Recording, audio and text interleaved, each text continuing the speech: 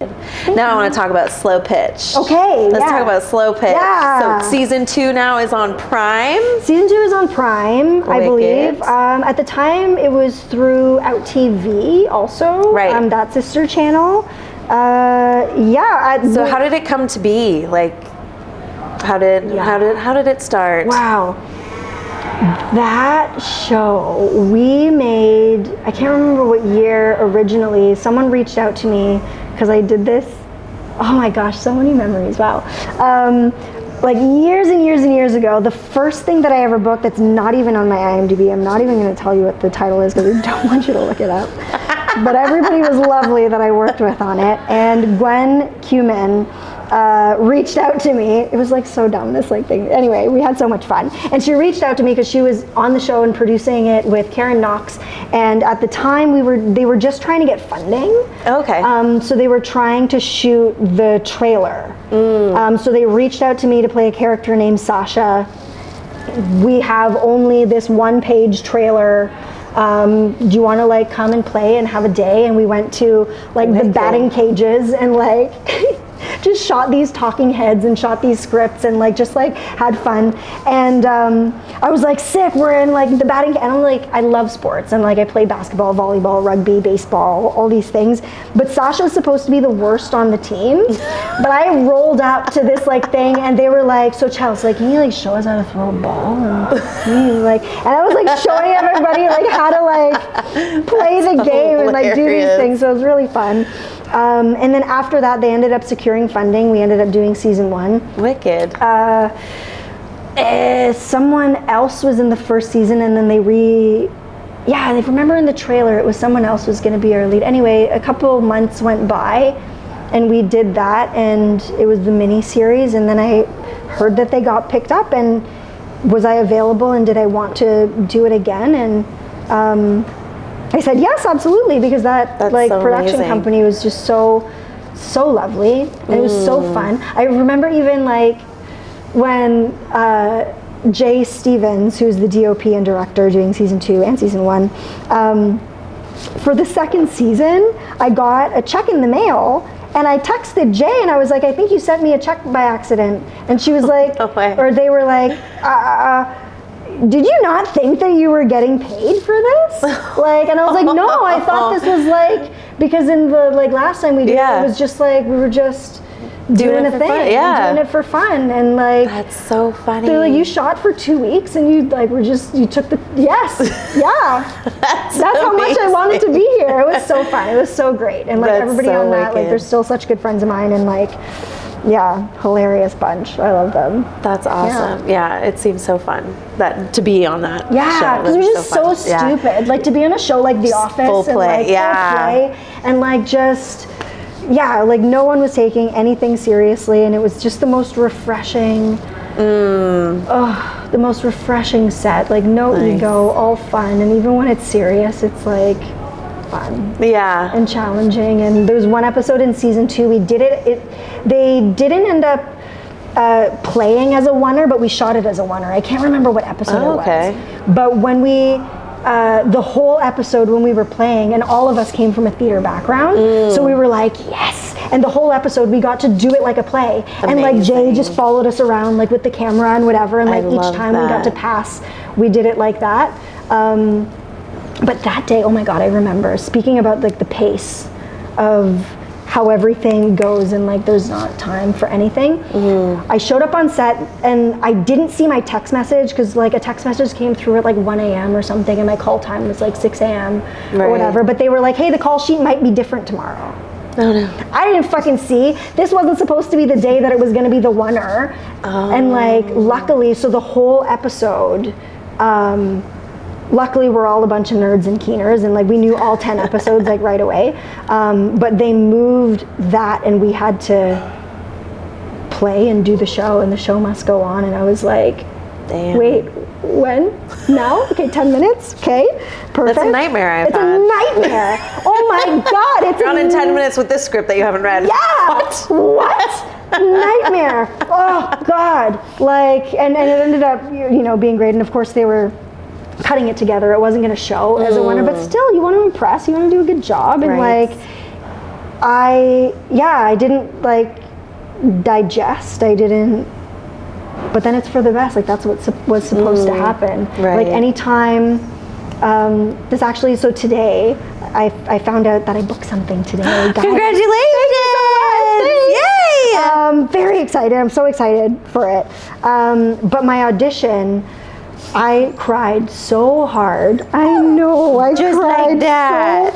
so hard after my audition because I thought I shit the bed. I thought it was so bad. Really? Because I missed the attachment that there was new sides. Oh. What? I didn't mean it. Please take me back. For my audition that I had, I didn't see the attachment at the bottom of the email that there was new sides. Oh no. And my agent, like 10 a.m., calls me. My audition was at 5 because they were like in LA, I guess, or they're 3 hours behind. Mm-hmm. And my agent calls me and was like, "Hey, baby girl, you ready for your audition?" And because it was for like a series lead on Netflix. And I was like, "Yeah, like I'm so ready, like I'm so prepared, all these," and because I was like so ready. I love the character and she was like, "So what are the new sides?" And I was like, Say what? New sides? No, they're the same. And she's like, "Are they? Aren't they?" Hold on. And I took my speaker and like looked at my phone. This is and a new like, nightmare I'll have. Oh my God. And I was like, I gotta go. Oh my Hung God. up and like, it was like 5 pages. It was 5 new pages. Oh my God. And it's like.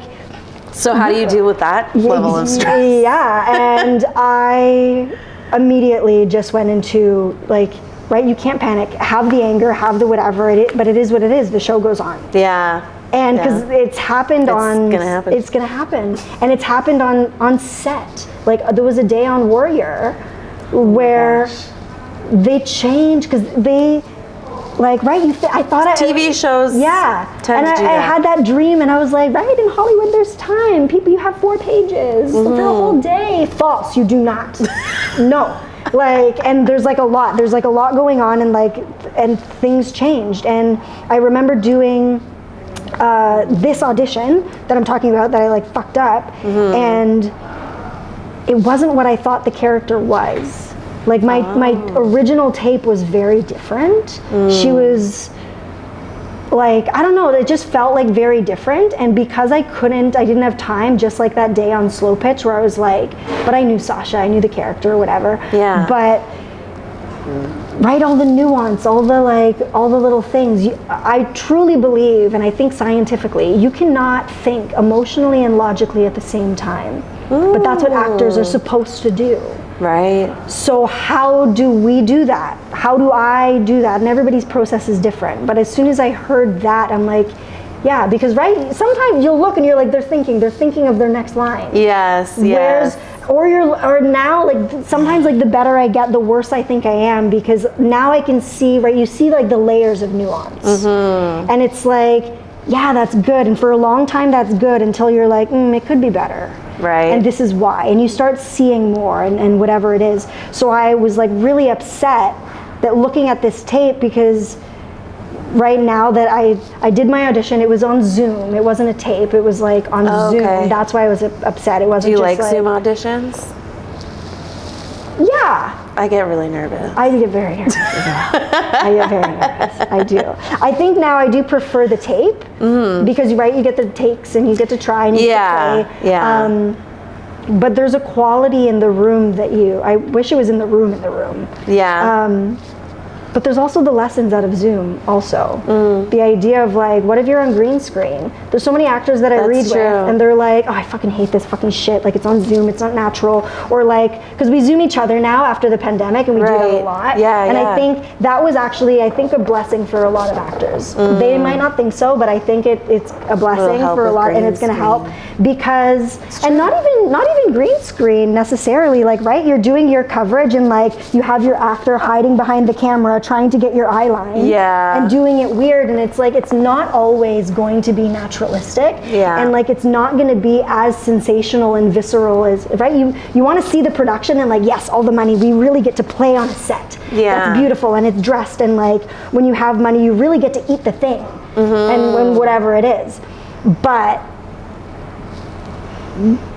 the Zoom that's not real, that you're playing against, oh, my the construction that's happening and whatever. Maybe you're on location and you're outside and you have to turn that part of your brain off to isolate this moment. Like here, maybe you're looking at a tennis ball, that's your eye line. Maybe the coverage is you're looking actually like at the mat box, not the barrel. Right. And doing that, and it's like, because the amount of times it's like, hey, and you have a lovely, beautiful actor that's like, do you want me to step in with you for your eye line, instead of having a stand-in, or you're looking at a stand-in that is reading your lines like you're doing the audition, and you're like, fuck, aren't I on set right now? I thought I was going to be allowed to like act with a good actor right now. Oh wait, no, we're looking at a tennis ball.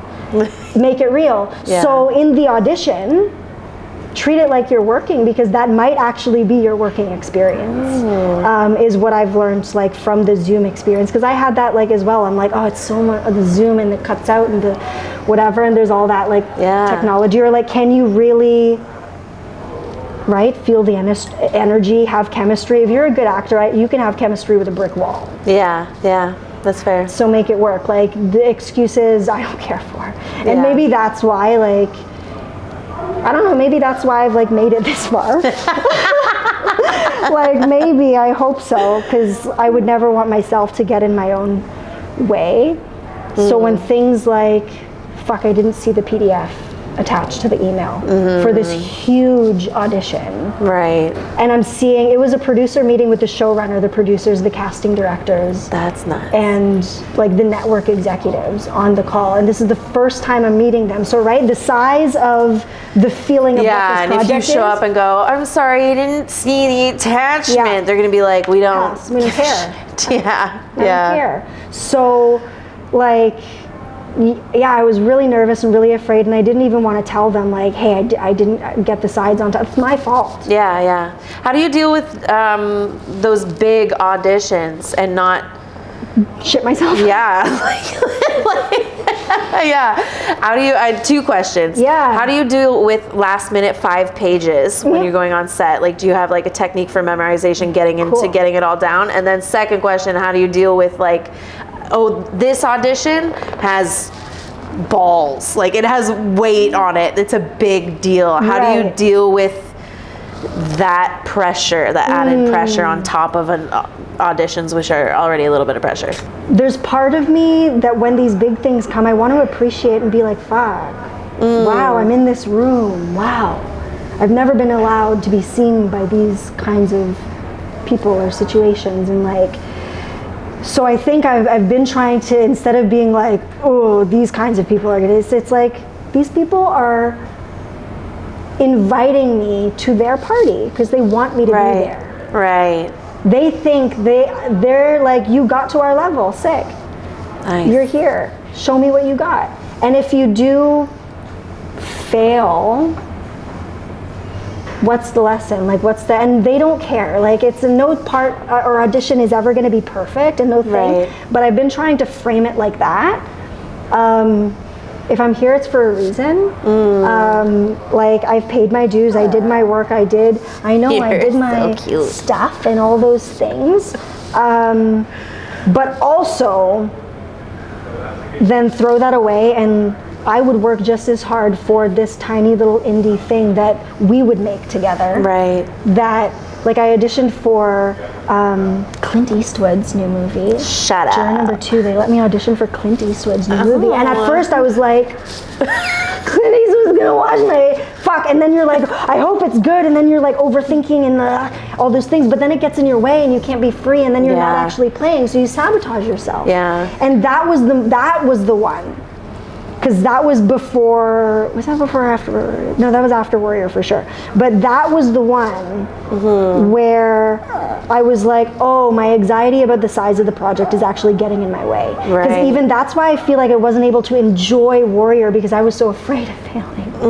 I wasn't able to like look around and be like, wow, this is who I'm with. This is what we're doing. I was like, okay, grind, do the work. Wake up at 5:30. Let's work out with the Kung Fu guys. Like, I want to impress them. I want Brett to like see like this girl freaking works. I want her to like fight next season. It's like, okay. And I wasn't able to be like in the moment, and enjoy the moment. So in retrospect, like, not that I regret that, but that is something that I did take away of like, whether it's in the audition or in the room, it is awesome that it's so big and like fucking congratulations, I got there, you got there. When you get there, because you will, like you will, it's like, it is scary, and you're going to feel the weight of it, but you're not going to be able to move with the weight on top of you.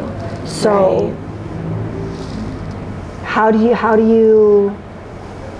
frame it? It's the same opportunity, it's just more expensive. You're good at what you do, they're learning as well. Like, it's like with anything. I told Hoon, who plays Chow on Warrior, one day, like, when I first started, I was like, it feels like, and every time, every opportunity, feels like it's for you. It is for you, and it's for your journey and to have fun, and whatever comes of it is going to come of it, and you don't book it.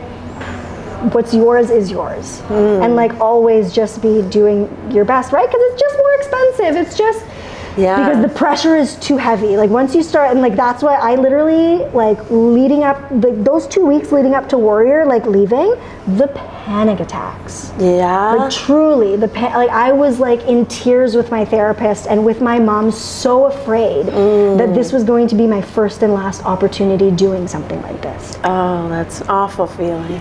Awful. And everybody just kept having to remind me that, like, it's your choice to enjoy it, and also you can either put the pressure on yourself or take it off. It's your choice. It's just like choosing to love somebody. I truly believe love is a choice, right? You choose to help somebody on their journey. You choose to love yourself. You choose to decide that this is a good day. So, and it's hard, right? We all like have our triggers and have our things and anxieties, and you're going to have that feeling, because it's true. A lot of people are going to see, and there is pressure, because there are real people's jobs on the line, including my own. But millions of dollars, like when someone's like, hey, we have 2 takes to do this, it is costing thousands of dollars a minute. So there is pressure, and that's why I think I do also work so hard, and like it's like hone your craft. Because if you're good at business and you book that job that you dream for and you're not ready, you will shit the bed. Because we had an actor on set and they almost fired him, and they ended up nurturing him enough and making it work. They changed the scene on the day because he was so excited. He got to set, cameras up, he got so nervous, and the weight of the show hit him. Looking at Chinatown, looking at Shannon Lee watching the monitors, Shannon Lee is watching this thing that it was her father's dream to make before he died, and he like couldn't hold the gun. Like that's how overwhelming like it can be, for sure, and it's like so valid. Totally understandable, but you're right, it is thousands of dollars a minute. So the only thing that you can do is trust yourself. You booked it, or when that audition happens, right? It's just as hard to get an audition as well, to get into the room. Fair. Like at any level, like your first audition to like even like an indie thing, or like at like certain levels of whatever, you get submit. Like I think agents can submit only like a certain amount, or there's however many people. Casting ends up only saying yes to watch however many tapes. My friend, she works in casting, and I was like, Nat, so like when you're looking at tapes, like what do you do? Like, how much are you watching? Like, how much? Is it true? Like the first 10 seconds, then you know? She's like 3 seconds if you don't grab me. Next, if you grab me in 3, I'll watch to maybe 5 to 7 seconds. If you grab me at 7 seconds, I'll scrub to a random spot. If you get me there, I'll pass you off to casting.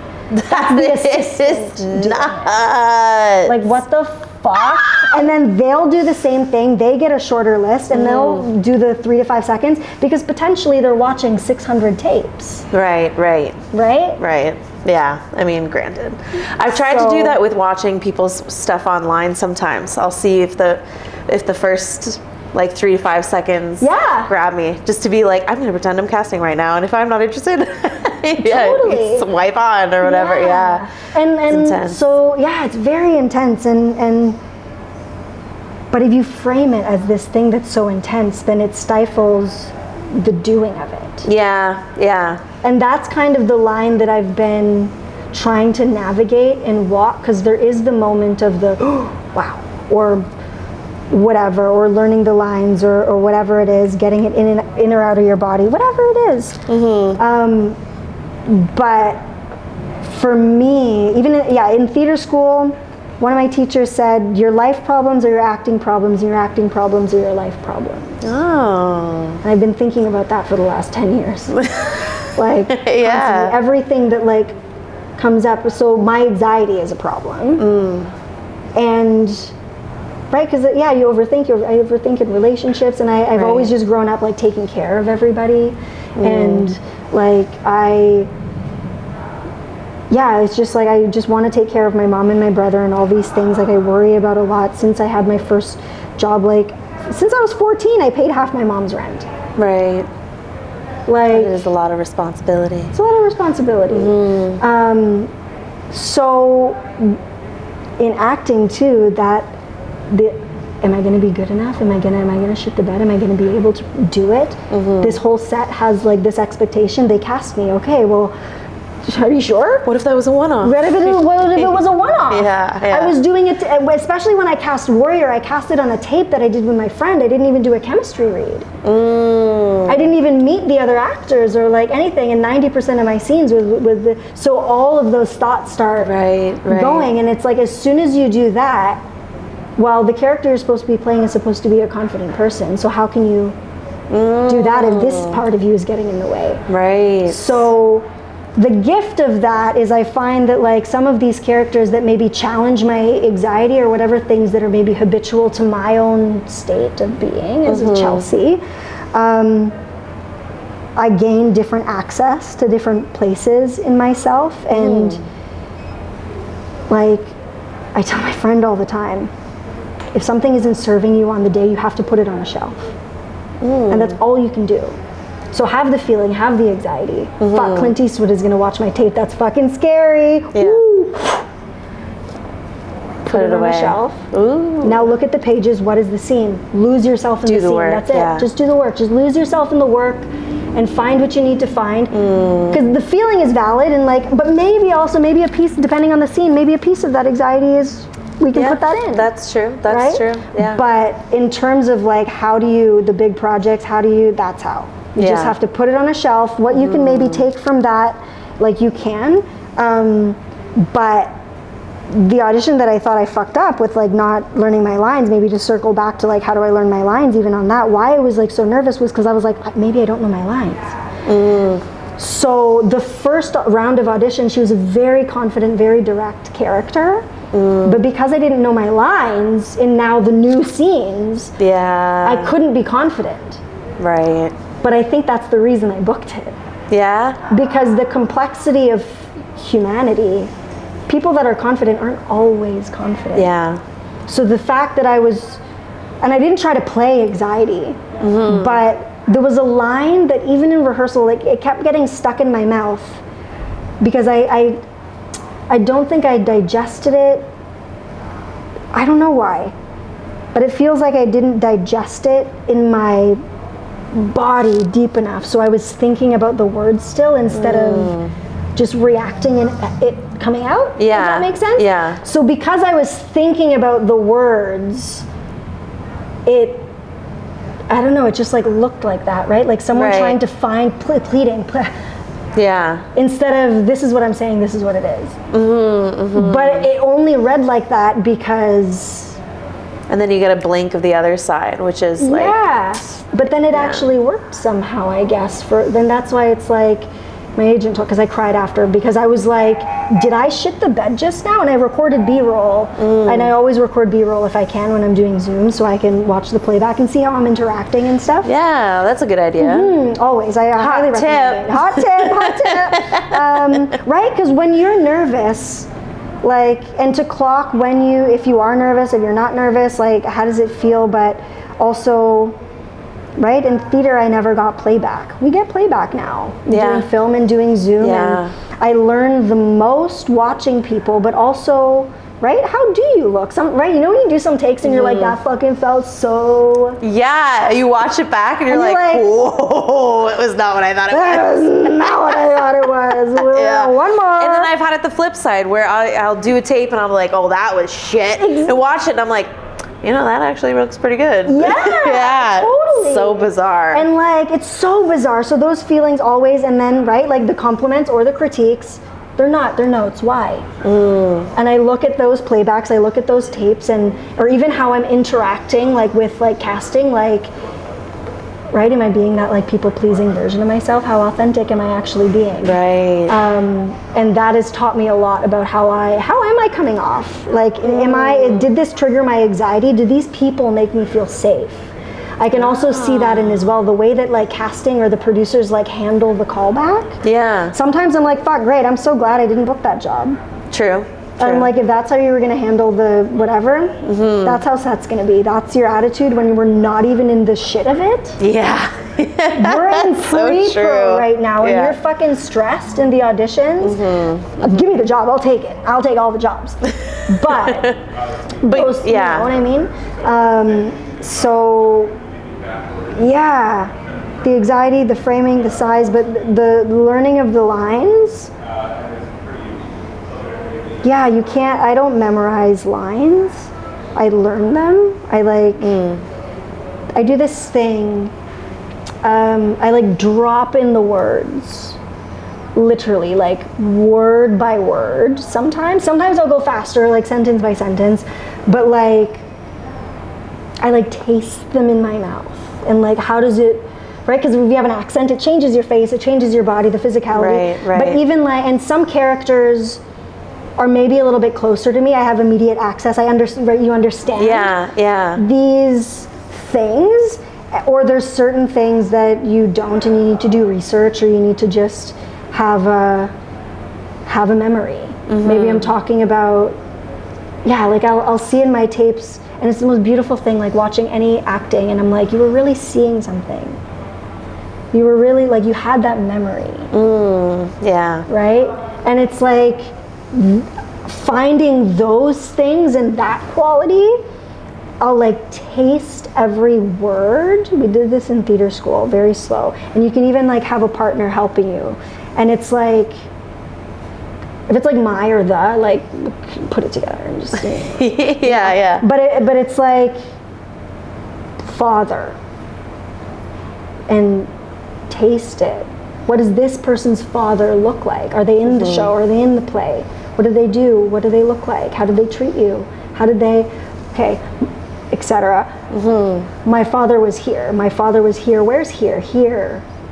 In that moment, here.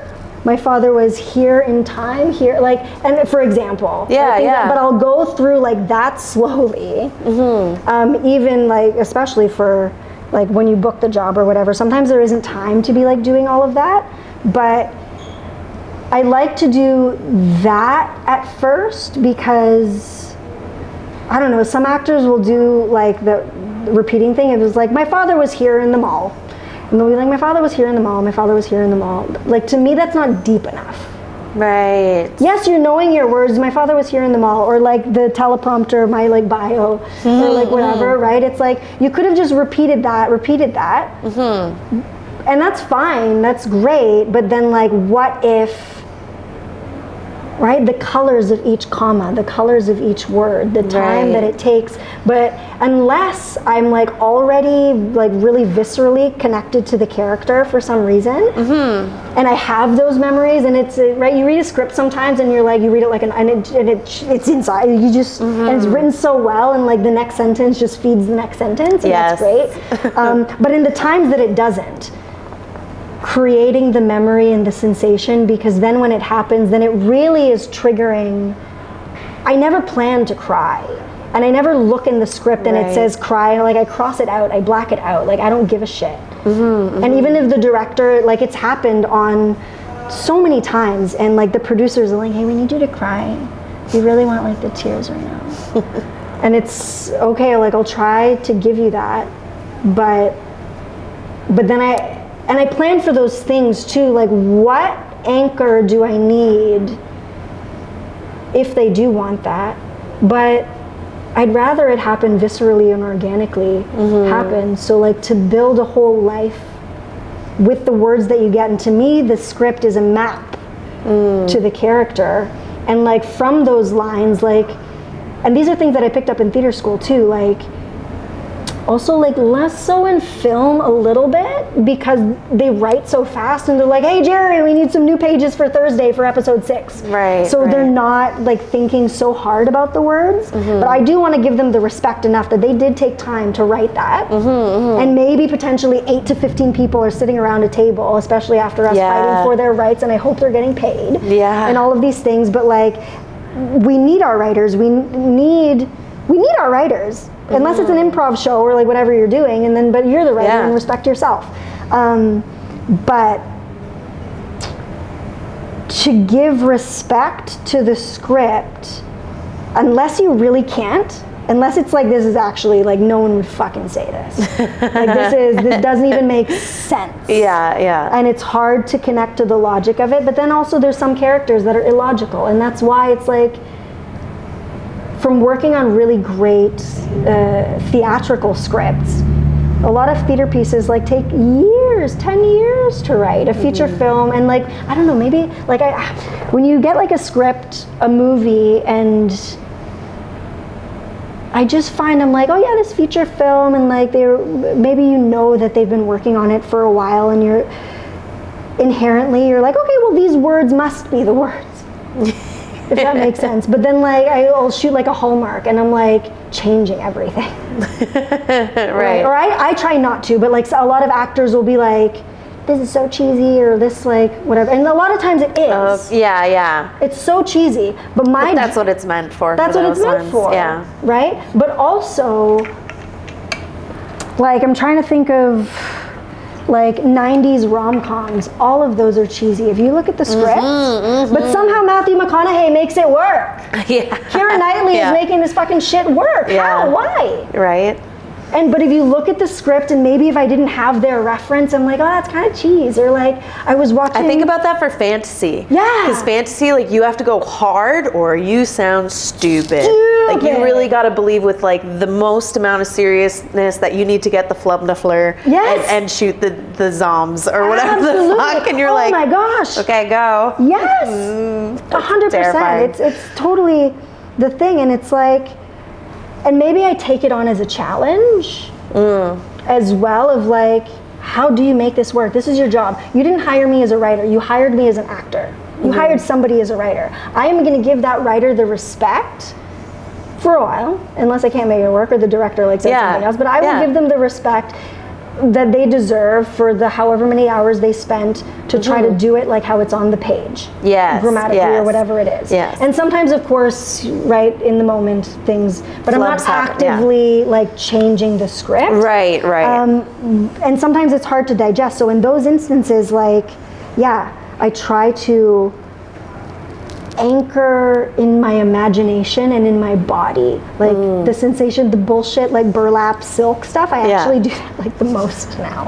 And like feeling like, where is my center? Where does that feeling live, that line? Like, even if it's just like how this person breathes, like even like if the line is like, I miss you,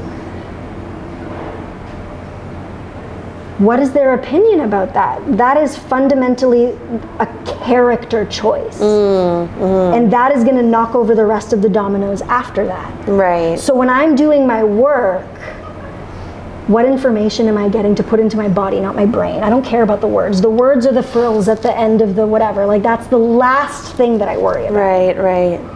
Because the truth of it, I like a lot of times watch movies on silent.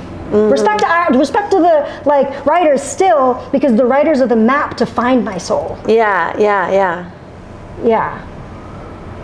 Never really thought about it that way, but the script is. And you're right about watching it on silent. I'll test that sometime with self-tapes. So like, okay, that sounded good, it looks good, but now I gotta, without sound. Yes, because what emotions does that look like? Exactly, because without the manipulation of the sound, like, truly, is the story coming from your eyes? Is it coming from your body? What am I? And you can only like authentically believe the eyes and the body if it's authentically like really there. Yeah. Because there's all these little tiny, I also like to watch like interrogation videos. Yes, and even on social media, people will be like mannerism or like behavior the micro blah, blah, blah. analysis, and you're like, whoa, I love that shit. I love that. So and you're like, oh, the fun. asymmetrical blinking and blah blah blah. Yeah. Lying, looking to she looked down. It's a lie. Yeah. And you're like, jeez. But the thing is, there's so many nuanced little things. If I have to think about and make choreography out of when I say this thing and do this thing, of course it's not going to look authentic. Yeah, yeah. And the words, whereas and if you just feel like, I know I'm lying. Exactly. Yeah, yeah. Right? And also the pace and the cadence of which people speak to find those nuance and like those things. The brain does not move fast enough to catch up to the body for me. Yeah. So it starts there, you have your information, but when you're playing, I don't know about you, but at the end of a play or a thing, they're like, how did it go? I'm like, I blacked out, I don't know, was it good? Well, when you say tape the Zoom auditions, I'm like, oh, that's so good. Yeah. I leave and I'm like, what How just did it happened? go? Yeah, because I've had too many moments where I'm like, yeah, that, and I'm like, oh, and I'd rather just know. I'm like, right? And when we do it in the room, we never had that opportunity, and it's like, I do like the quality of being in the room because you get to show, do these people want to work with you? You get to show your personality. You get to see how different you actually are, or same, or whatever. But then you don't get to watch playback. And I'm like, that's actually an incredibly valuable tool. Very. Amazing. Yeah, I remembered both questions. You did. That was epic. That was great, and great answers. I love this. I hope you're learning as much as I am, because I'm taking a lot from this interview. It's fantastic. So I like to wrap up with a last final 5 questions. Ooh. I like to say they're fast, but they're usually not. Knowing my answers, they're not going to be fast. We'll start off easy. So your favorite beverage? Oh. You just saw like 8. My favorite beverage. You know what? The first thing that came to mind was peanut punch. Nice. And I don't know that that's my favorite, but it's the first thing that came to mind. Okay. Yeah. I'll take it. Peanut punch. What's your favorite genre to watch? Ooh. so many things. My favorite genre to watch? Or whatever what phase you're going through now. Currently I'm watching a lot of comedy. Right now I'm watching Superstore at the moment again. I've watched The Office like 4 times. Nice. So I'm like doing comedy. I also really like I fucking like everything. I just like TV, but I love reality TV. Actually, okay, so also comedy, but also I've been watching what's that one? They're dating on the Spectrum. Love on the Spectrum? Love on the Spectrum. Oh my gosh, yeah. I've been watching Love on the Spectrum, and it's just so cute and so heartwarming and honest, and I'm like... And so honest. I'm like, yo, I could learn a thing or two from these people dating. You don't like nature? X. Right in front of her. X. And she's like... Okay. Or even it was the cutest, like there was one day we were going on a date and she was like, can I hold your hand? And he was like, yes. Did you see them try to figure it out too? Yeah. Oh, you saw that one too recently. Yeah. Oh, and they're just like, this is nice. And it so is for them. Yeah. And then he had to break away. He's like, that was a lot. Yeah, it was too much. Holy shit. I love it so much. And then they ended up dating and stuff for a while. Yeah. And it's things like that. It's like so just delicate and honest and like it is the cutest. It's the cutest. And like I hope nobody makes fun of any of these people and like they're I hope they live happy forever. Yes, you know what I mean? Please, I want all of the happiness for all of you and like I hope you're all in so much I hope they grow old together, every single one. They inspire me actually like so much. I love reality TV. I'd say no, I changed my answer, comedy, reality TV of like, and specifically just like that also trash too of like Love Island and like my trash is Love is Blind. Oh yeah. But also here's the thing though, it is a little bit of trash, But for me, I think it's also like character research. Yes. Yeah. And that's why it's like, even with the like love on the spectrum thing, it's like these are really like honest human thoughts that no one ever We just don't say them out loud. Yeah. And like it's so refreshing to be like, I think that too. Yeah. And like look how well it went. I don't want to see you anymore. Okay. Awesome. Why do we make it like add all of this extra stuff? So much extra shit. Again, another circle of my anxiety getting in my way. And And I think that's why I gravitate towards that show, and I've just like had it on in the background and whatever, because in my like healing journey as a human being, I'm like, these are the happiest, most lovely people, just trying to like exist and with honesty and with boundaries, and they don't know, and they're learning. They literally are being taught how to communicate, and it's like, yeah, me too, bro. Me too. But then also, the character research of Love Island and Love is Blind and like all those things, and like even Bachelor and whatever, and it's like, oh, there's one. Oh, it's called. It's about like deception and lying. It's a Traitor. Oh, Traitor. Oh, and there's another. It's Traitor in the UK, but there's also, I think it's called The Mole in the States. Oh, okay, I've heard of that one. Yeah, okay. So they all have to complete tasks, but somebody is sabotaging them. Oh. There's someone, but it's really. Oh, that's a fun game. Yeah, it's a really fun game. Watch it. I recommend it. Especially as an actor, it's very interesting because there's some people that are faithfuls, and some people there's a team of traitors, or potentially one or whatever. But negotiating the manipulation and the reactions, like, are the traitors actually lying well? Can people, and the times that they peg the wrong person and think people are lying, when they're not lying, the psychological game that goes on, like it's like in a vacuum, like a really real like character study, and like all of these things start coming out, because at first everyone's playing a game and it's all fun, and so quick it's Lord of the Flies. Very quick after the first elimination, and because every night someone has to be eliminated, if the traitors are still, if any traitors are still alive at the end, it's kind of like run like a murder house. If any traitors are still alive at the end, whatever money in the pot everybody has won goes to the traitor. Ooh. But then as long as you eliminate all of the traitors, then faithfuls, you get your money. So there's like really high stakes. They get like $500,000 or something like that. But I'm gonna have to watch that. Watch it. I think you'll really like it, especially if you like reality TV. Well, I try to stay away from it because I get highly addicted, but now I'm gonna get high. No, it's homework. I'm giving you the homework. That's right. It's fine. It's character research. Exactly. Sometimes you need to eat candy and like have the sugar rush, right? Exactly. Yeah, have the Willy Wonka mentality. Do it. Excellent. Yes. I'm not a pusher. Yeah. I'm not a pusher, Katie. Hilarious. Yeah. So third question. Let's go with what's your favorite candy? My favorite candy? Ooh, I like York peppermint patties. Nice. I put them in the freezer. Oh my gosh. And like eat them cold. I really like that as a nice treat. That is so specific. At first I was gonna be like, "Aw, Grandma." You're so cute. Thanks. You're gonna put a York peppermint patty in the freezer now, and it's gonna be like, oh, it's gonna change my life. It's so different. It's so much better. I also like to put marshmallows in the freezer. Why? Yeah. What happens? It just changes the texture. Okay. It just makes me eat them a little bit slower. So I'm weird. That would help. That would help. I'm such a weirdo, and I'm like pretty ADHD, but in some ways like a little bit OCD because I lose things all the time. Okay. So, so I have some marshmallows that are like in the cabinet for like s'mores if I need. I love a s'more. Yeah. You know, so I need to have like my mallows for my s'more, but then also some in the freezer because like it just like.